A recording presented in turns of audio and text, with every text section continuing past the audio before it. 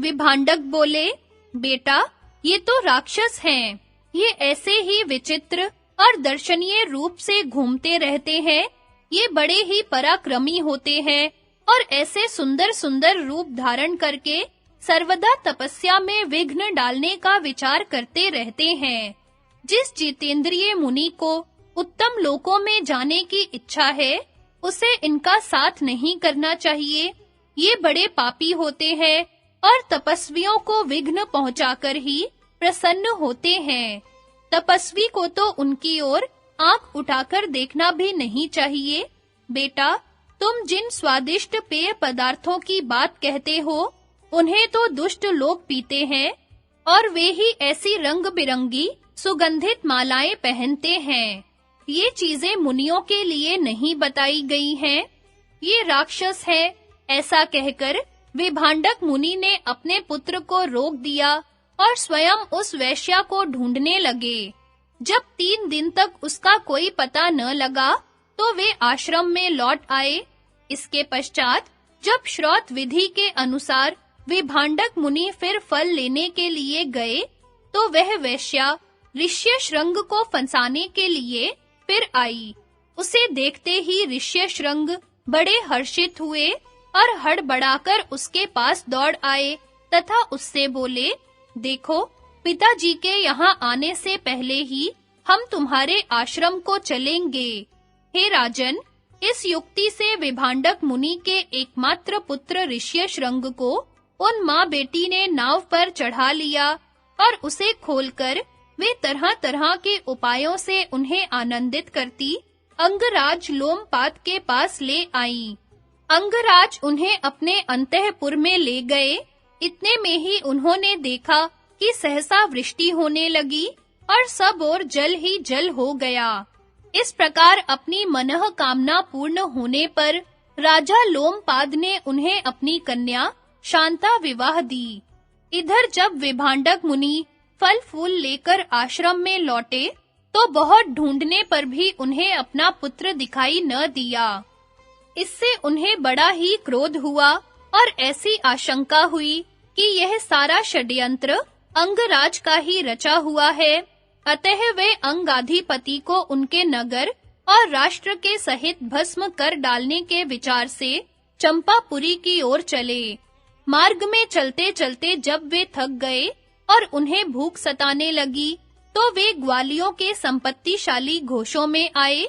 ग्वालों ने उनका राजाओं के समान बड़ा आदर सत्कार किया और वहां उन्होंने एक रात विश्राम किया। जब गोपों ने उनकी अत्यंत आव भगत की, तो उन्होंने पूछा, क्यों भाई, तुम किसके सेवक हो? तब वे सभी ग्वालिये बोले, यह सब आपके पुत्र की ही संपत्ति है। इस प्रकार देश-देश में सत्कार पाने से और ऐसे ही मधुर वाक्य सुनने से उनका उग्र कोप शांत हो गया और वे प्रसन्न चित्त से अंगराज के पास जा पहुँचे। नरश्रेष्ठ लोमपाद ने उनका विधिवत पूजन किया। उन्होंने देखा कि स्वर्गलोक में जैसे देवराज इंद्र रहते हैं, वैसे ही वहां उनका पुत्र विद्यमान है। साथ ही उन्होंने विद्युत के समान चमचमाती अपनी पुत्र वधू शांता को भी देखा। पुत्र को अनेकों ग्राम और घोष मिले देखकर तथा शांता को देखकर उनका सारा क्रोध उतर गया। फिर तो जिसमें राजा लोमपाद की विशेष प्रसन्नता थी, वही काम उन्होंने किया। पुत्र को वहीं छोड़कर उन्होंने उससे कहा, जब तुम्हारे पुत्र उत्पन्न हो जाए, तो राजा का सब प्रकार मन रखकर वन में ही चले आना। ऋष्यशृंग भी पिताजी की आज्ञा का पालन कर फिर उन्हीं के पास चले आए। शांता भी सब प्रकार से अपने पति के अनुकूल आचरण करने वाली थी।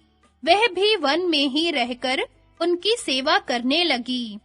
जिस प्रकार सौभाग्यवती अरुंधति वशिष्ठ की, लोपामुद्रा अगस्त्य की और दमयंती नल की सेवा करती थी, उसी प्रकार शांता ने भी अत्यंत प्रेम पूर्वक अपने वनवासी पति देव की सेवा की। यह पवित्र कीर्तिशाली आश्रम उन्हीं ऋष्यशृंग का है। इसके कारण इस समीपवर्ती विशाल सरोवर की शोभा भी बहुत बढ़ गई है। इसमें स्नान करके तुम कृतकृत्य और शुद्ध हो जाओ, फिर दूसरे तीर्थों की यात्रा करना। परशुराम जी की उत्पत्ति और उनके चरित्रों का वर्णन।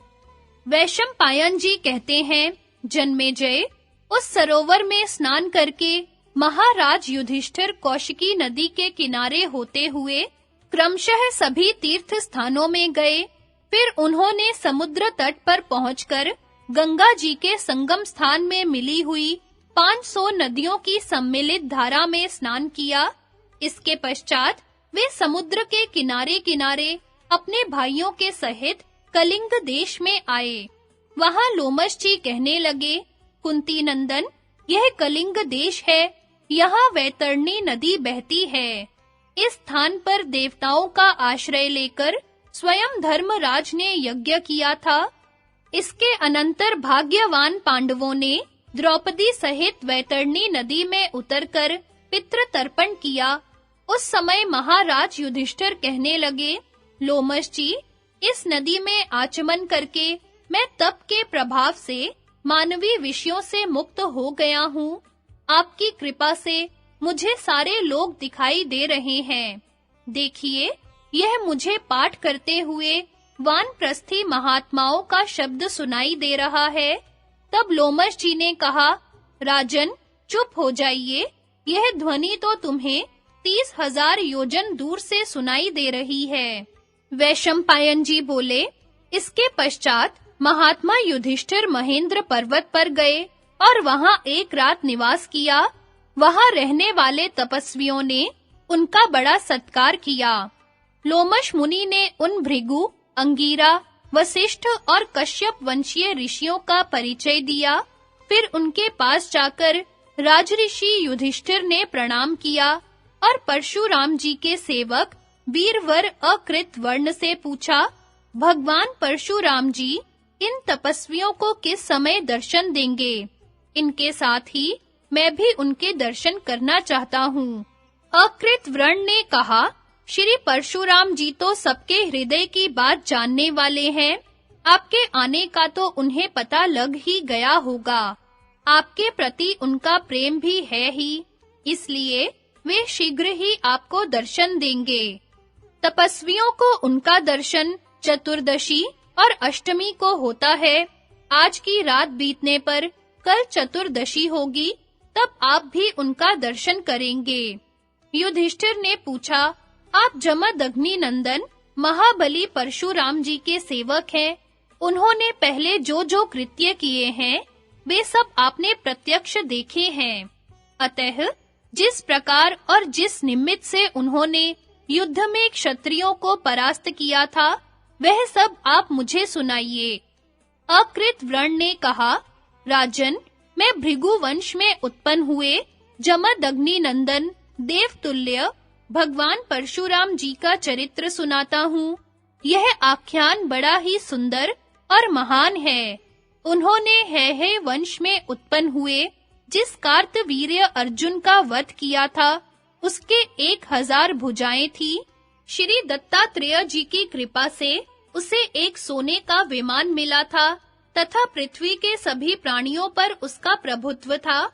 उसके रथ की गति को कोई भी रोक नहीं सकता था। उस रथ और वर के प्रभाव से वह वीर देवता, यक्ष और ऋषि सभी को कुचले डालता था। इस प्रकार उसके द्वारा सर्वत्र सभी प्राणी पीड़ित हो रहे थे।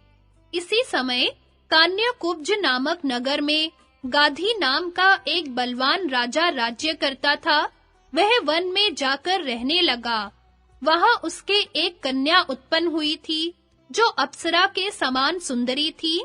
उसका नाम था सत्यवती। उसके लिए भृगुनंदन ऋचिक ने राजा के पास जाकर याचना की।